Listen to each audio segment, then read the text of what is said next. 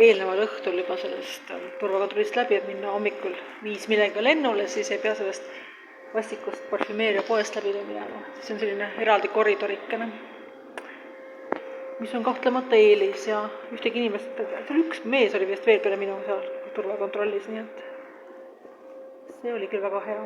Et jah, ma olen äriklassis ka, sain äriklassis teeninduse, et fast track nagu oleks olnud mõttetu.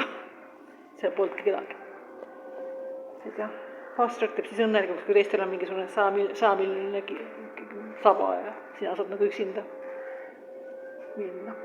Lufthansa lennuk on siin. Lufthansa.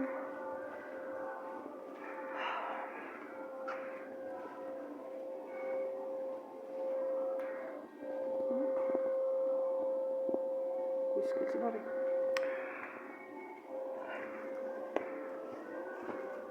Sellega läks praegu küll ja siis läks Frankfurti, sealt läks, ma ei tea, Buenos Airesesse.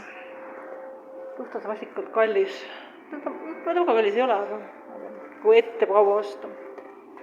Aga jah, ja tähendab siin on fucking, kuigi tal on vist isegi otse lend Frankfurtist ja Seisasse sinna, mis on väga ebatavaline, see enamik lähevad Brasiilias maha, ei tasu ära.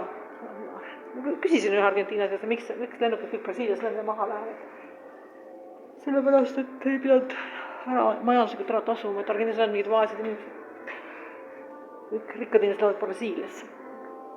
Vaat. Aga Lufthansa vist läheb Frankfurdis päriselt nagu ilma vahemaandumisest enne Argentiinas.